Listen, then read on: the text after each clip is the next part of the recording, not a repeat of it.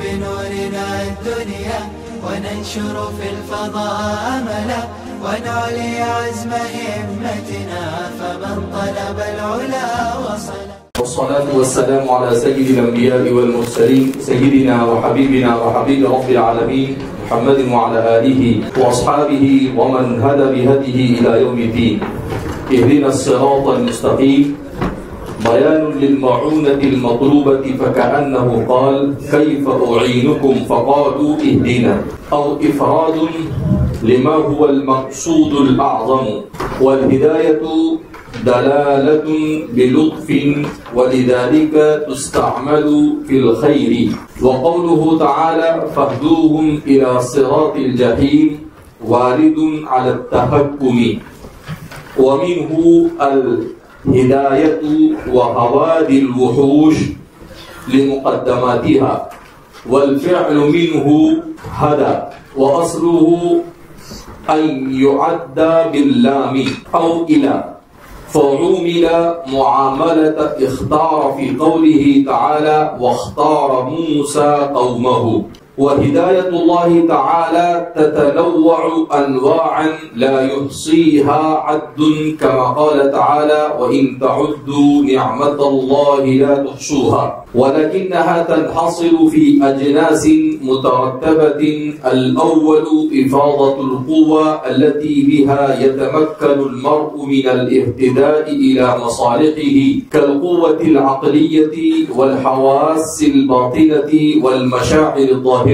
والثاني نصب الدلائل الفارقة بين الحق والباطل والصلاح والفساد، وإليه أشار حيث قال وهديناه النجدين، وقال وأما ثمود فهديناهم فاستحبوا العمى على الهدى. والثالث الهداية بإرسال الرسل وإنزال الكتب، وإياها عني بقوله وجعلناهم أئمة يهدون بأمرنا، وقوله إن هذا القرآن يهدي للتي هي أقوم. والرابع أن يكشف عن قلوبهم السرائر ويريهم الأشياء كما هي بالوحي أو الإلهام والمنامات الصادقة، وهذا قسم يختص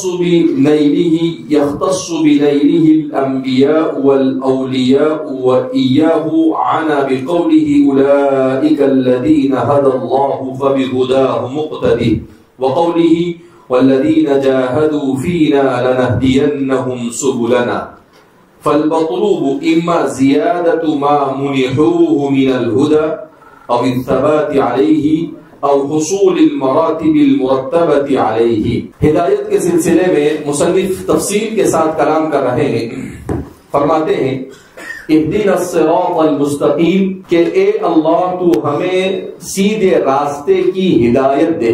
اب اهدنا الصراط المستقیم کا کیا مطلب؟ تو سب سے پہلے مصنف دونوں کے درمیان یعنی اس سے پہلے والی آیت اور اس آیت کے درمیان مناسبت کو بیان کر رہے ہیں، اس لیے کہ المناسبت بین الآیات والسور، آیتوں اور سورتوں میں مناسبت، کیا پورا قرآن مناسبت سے بھرا ہوا ہے یا نہیں؟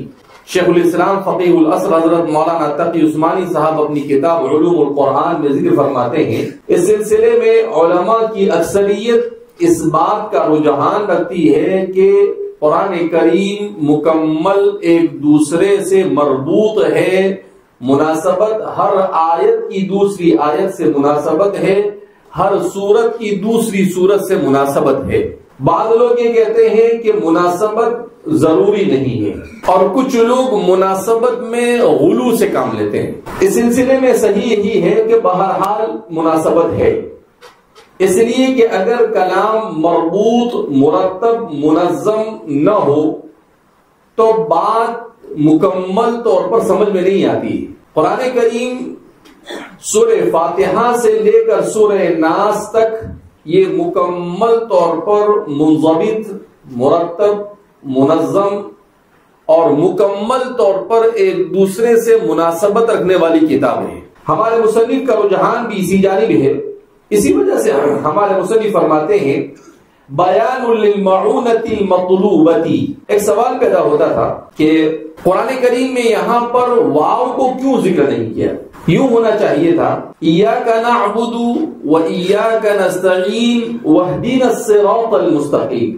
تو واو کو ذکر کیے بغیر اہدنا الصراط المستقیم کو کیوں لایا گیا؟ اگلی عبارت میں مصنف ان دونوں سوالوں کے جواب، ایک تو مناسبت کو بیان کر رہے ہیں اور دوسرا وجہ حذف واو کو بیان کر رہے ہیں. تو فرماتے ہیں بیان للمعونۃ المطلوبۃ. اہدنا یہ بیان ہے معونت مطلوبہ کا.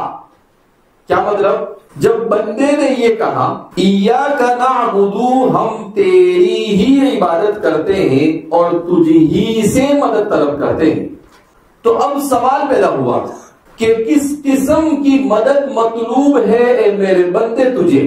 کون سی مدد چاہیے تجھے؟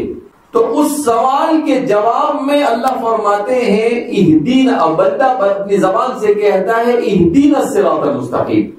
تو اب فرماتے ہیں کہ اگر یہاں واو کو لاتے تو یا تو وہ واو عاطفہ ہوتا یا واو مستانفہ ہوتا. اگر واو کو عاطفہ بناتے تو ایسی جگہ پر واو عاطفہ کا لانا لازم آتا جہاں پر اس کی ضرورت نہیں، اور اگر واو کو واو مستانفہ بنا دیتے تو اس صورت میں اس آیت کا اپنے سے پہلی والی آیت کے ساتھ ربط اور مناسبت باقی نہیں رہتی. لہذا نہ واو عاطفہ لانا درست تھا اور نہ ہی واو مستانفہ لانا درست تھا. اس لیے کہ جب بندے نے اللہ سے یہ کہا کہ ہم تیری ہی عبادت کرتے ہیں اور تجھ ہی سے مدد طلب کرتے ہیں، تو جیسے ہی بندے نے کہا کہ ہم تجھ ہی سے مدد طلب کرتے ہیں، فوراً اللہ رب العزت نے کہا کیف اعینکم، اے میرے بندے تیری میں کیسے مدد کروں؟ کیف اعینک، میں تیری کیسے مدد کروں؟ تو بندہ کہتا ہے اہدینا الصراط المستقیم. لہذا نہ واو کی ضرورت ہے اور کسی قسم کے نہ واو کی ضرورت ہے.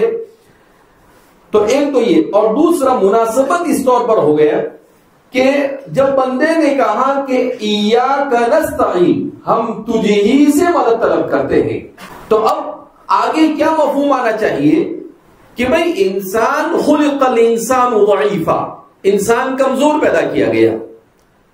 تو یہ کمزور جو انسان ہے، اس کمزور انسان کو بہت ساری قسموں کی مدد کی ضرورت ہے. تو اب ان بہت ساری قسموں میں سے ترجیحی بنیاد پر، پرائرٹی کی بنیاد پر تم کو کون سی مدد چاہیے؟ تو بندہ کہتا ہے اہدینا الصراط المستقیم، کہ اے اللہ سب سے پہلے تو یہ ہے کہ صراط مستقیم کی ہدایت دے. اس لیے کہ دنیا اور آخرت کی کامیابی یہ صراط مستقیم میں مضمر ہے.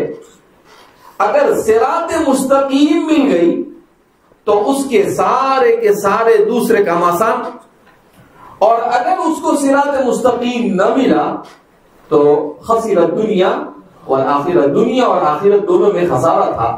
لہذا ترجیحی بنیاد پر جس چیز کی ضرورت تھی اللہ نے اس کو اس کی زبان سے کہلوایا اہدینا الصراط المستقیم، کہ اے میرے پروردگار مجھے سیدھے راستے کی ہدایت عطا فرما. تو اسی کو فرمایا کہ بیان للمعونۃ المطلوبہ، کہ اہدینا الصراط المستقیم میں معونت مطلوبہ یعنی کون سی مدد مطلوب ہے اس کی تفصیل اور اس کا بیان ہے. فَكَأَنَّهُ قَالَ، گویا کہ کہا اس نے کیف اعینکم، یعنی اللہ نے کہا کہ میں تمہاری کیسے مدد کروں اے میرے بندو. فَقَالُوا، تو بندوں نے کہا اہدینا، اے اللہ تو ہمیں ہدایت سے سرفراز فرما، اے اللہ تو ہمیں ہدایت سے کیا کر؟ سرفراز فرما. او افراد لما هو المقصود الاعظم، یا اب سوال پیدا ہوتا تھا کہ اوپر تو ایاک نعبد و ایاک نستعین ہے، تو یہاں پر اہدینا الصراط المستقیم کیوں لائے؟ کہ او افراد لما هو المقصود الاعظم، کہ اللہ نے صراط مستقیم کو مستقل طور پر اس لیے ذکر کیا کہ بندے کو اس دنیا میں آنے کے مقصد اعظم کے اوپر متنبہ کیا جائے کہ آپ اس دنیا میں آئے ہیں، آپ کے اس دنیا میں آنے کا سب سے پہلا اور بنیادی مقصد یہ ہے کہ آپ انبیاء اولیاء کے طریقے پر اللہ کی عبادت کے ساتھ زندگی گزارو، اور وہ اس وقت ہو سکتا ہے جب آپ صراط مستقیم کے اوپر آ جائیں۔ تو اس وجہ سے مقصود اعظم کی طرف اشارہ کرنے کے لیے اہدنا الصراط المستقیم کو یہاں پر کیا کیا گیا، لایا گیا۔ اب آگے فرماتے ہیں، اس کی لغوی تعریف فرماتے ہیں ہدایت کی، والہدایت دلالت بلطف، اور ہدایت کہا جاتا ہے نرمی باریکی کے ساتھ راہ دکھانا، ولذلک تستعمل فی الخیر، اسی لیے ہدایت کا استعمال خیر کے راستے میں ہوتا ہے۔ تو ہدایت کے معنی کیا ہے؟ عربی زبان میں ایک ہوتا ہے معنی اشتقاقی اور لغوی، اور دوسرا ہوتا ہے معنی استعمالی، اصطلاحی معنی بھی جس کو کہتے ہیں۔ ایک معنی حقیقی ہوتا ہے اور معنی مجازی متعدد ہوتے ہیں۔ اب مصنف اس کا معنی حقیقی اور معنی لغوی بیان کر رہے ہیں پہلے، کیونکہ معنی لغوی تو ایک ہی ہوتا ہے، ورنہ لفظ ہدایت صاحب الوجوہ والنظائر کے بیان کے مطابق قرآن کریم میں 32 معانی میں مستعمل ہے۔ کتنے معانی میں مستعمل ہے؟ 32 معانی میں۔ میں آپ کو بتاؤں گا تفصیل کے ساتھ پورے وہ معانی کیا کیا ہے۔ تو 32 معانی کے اندر میں اس کا استعمال ہے، قرآن کریم میں صرف 32 معانی میں اس کا استعمال کیا ہے۔ اسے میں کہتا ہوں کہ عربی زبان کی خصوصیت ہے کہ ایک معنی کے لیے بہت سارے الفاظ ہوتے ہیں اور ایک لفظ کے بہت سارے معنی ہوتے ہیں۔ ایک معنی کے لیے بہت سارے الفاظ ہوتے ہیں اور ایک لفظ کے بہت سارے معنی ہوتے ہیں۔ کیوں؟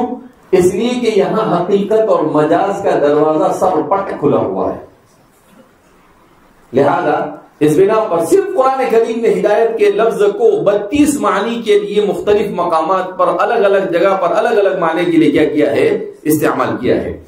اس کا معنی لغوی یہاں پر مصنف نے پہلے بیان کیا کہ الہدایت دلالت بلطف، کہا نرمی اور باریکی کے ساتھ لطف کے دو معنی آتے ہیں۔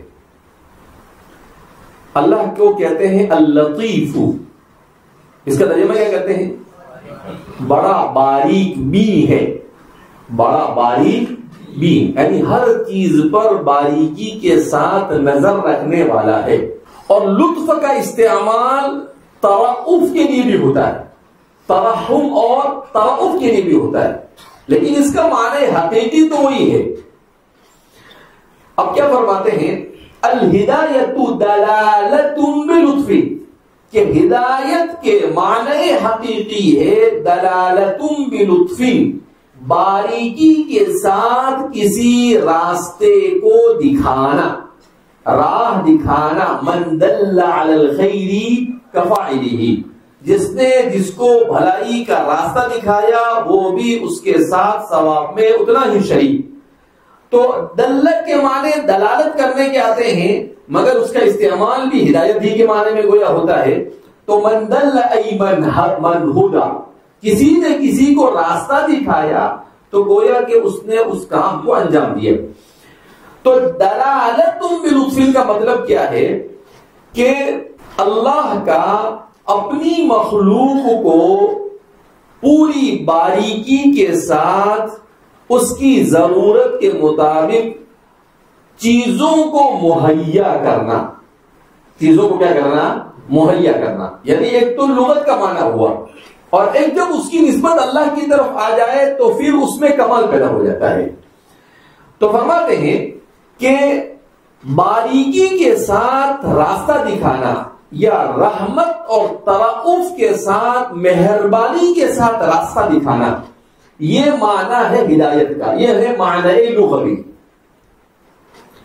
اسی لیے مصنف کہتے ہیں وَلِذَلِكَ تُسْتَعْمَلُ فِي الْخَيْرِ، اس لیے کہا کہ ہدایت یہ خیر کے راستے میں استعمال ہوتا ہے، بھلائی کے معنی میں مستعمل ہوتا ہے۔ کیا مطلب؟ کہ کسی کو برا راستہ دکھانے کے لیے لفظ ہدایت کا استعمال نہیں ہوتا ہے، بلکہ صحیح اور اچھا راستہ دکھانے کے لیے اس کا استعمال ہوتا ہے۔ تو پھر فوراً سوال پیدا ہوا کہ قرآن کریم نے تو ایک جگہ پر اس کو ایسے استعمال کیا ہے کہ جہاں پر صحیح معلوم نہیں ہوتا ہے، جیسا آپ نے کہا کہ تستعمل فی الخیر نہیں ہے بلکہ وہ تو تستعمل فی غیر الخیر ہے۔ کہا وہ کیسے؟ کہ قرآن میں کہتا فَاهْدُوهُمْ إِلَىٰ صِرَاطِ الْجَحِيمِ، کہ انہیں جہنم کے راستے پر ڈال دو۔ تو کہا دیکھو تو صراط الجحیم کیا تستعمل فی الخیر ہوا کیا؟ یہ تو تستعمل فی غیر الخیر ہوا، اس لیے کہ جہنم کا راستہ کوئی بہت بھاری راستہ ہے، جہنم کا راستہ تو اس سے بدتر اور کوئی راستہ ہی نہیں ہو سکتا ہے۔ تو اب فرماتے ہیں کہ قرآن کریم کی سورہ صافات کی آیت نمبر 23 میں فَاهْدُوهُمْ إِلَىٰ صِرَاطِ الْجَحِيمِ جو ہے وہ کیا ہے؟ وَارِدٌ عَلَى التَّحَكُّمِ، تحکمی نہیں، عَلَى التَّحَكُّمِ، چھوٹی ہا کے ساتھ اقصائے حلق سے اس کا مخرج ہے۔ تو کیا فرماتے ہیں کہ والدون علی التحکم، کہا وہاں پر برسبیل تحکم اور برسبیل مزاح اور برسبیل عذاب ان کے لیے استعمال ہوا ہے، کہ اس کا استعمال تو خیری کے لیے ہوتا ہے، مگر جب اہل جہنم کے سامنے اور برے لوگوں کے سامنے بری چیزیں مکمل طور پر واضح ہو جائے گی، جبکہ وہ دنیا میں یہ سمجھا کرتے تھے کہ وہ جو کچھ کر رہے ہیں وہ اچھا کر رہے ہیں، تو اللہ کہیں گے فَاهْدُوهُمْ إِلَىٰ صِرَاطِ الْجَحِيمِ، اپنے آپ کو اچھے راستے پہ سمجھتی تھی، کہا اس کو لے جا دو، جیسا یہ سمجھتی تھی ویسے لے جائے اس کو۔ تو اب فرما رہے ہیں کہ یہاں پر اللہ نے کہا چونکہ اس نے غلط کو صحیح سمجھا، اس لیے اللہ نے کہا تیری سمجھ کے مطابق اگر وہ اچھا ہے تو یہ اچھا تجھے جہنم کی طرف لے جاتا ہے، تیری سمجھ کے مطابق اگر یہ اچھا ہے تو یہ اچھا کہاں لے جاتا ہے؟ جہنم کی طرف لے جاتا ہے۔ تو کہا یہ برسبیل تحکم ہے، اس کو یہ یاد دلانے کے لیے کہ تیرے دماغ میں بھیجا تھا یا بھوسا تھا، نبی نے اتنی وضاحت کے ساتھ چیزوں کو بیان کیا، قرآن سے نہیں بات سمجھ میں آئی، سیدھا سیدھا پوری تیرے کو پڑھا دیا، اتنا سب بتایا، وہاں سے نہیں سمجھ میں آیا تیرے کو ساری ہدایہ پڑھا دیا، وہاں سے نہیں سمجھ میں آیا تیرے کو ساری جلالین پڑھا دیا، وہاں سے نہیں سمجھ میں آیا تجھے کیا نہیں پڑھایا، تجھے فقہ پڑھایا، اصول فقہ پڑھایا، حدیث پڑھایا، تفسیر پڑھایا، ساری دنیا پڑھا دی، اس کے بعد بھی تیرے کو سمجھ میں رفعتہ إِلَىٰ صِرَاطِ الْجَحِيمِ، اس کو پکڑ لے جا جہنم کی طرف، اس لیے کہ حضرت اسی قابل ہے۔ تو فرما رہے ہیں کہ یہ بطور تحکم کے یہاں پر استعمال ہوا ہے، ورنہ حقیقت کے اعتبار سے اگر اس کو استعمال کیا جاتا تو استعمال ہوتا نہیں۔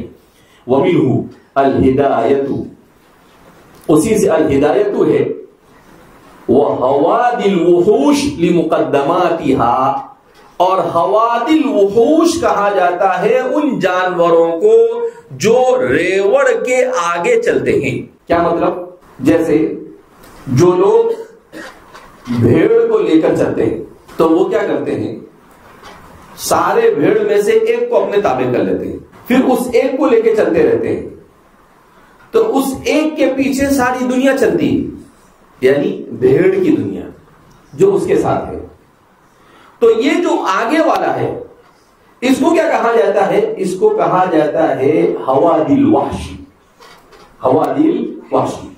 تو ہر وہ جانور جس جانور کو دوسرے جانوروں کو اس کے پیچھے چلانے کے لیے آگے آگے لے کر چلا جاتا ہے، اس جانور کے لیے ہادی الوحشیہ جمع کے طور پر حوادی الوحش کے طور پر اس کو کہا جاتا ہے۔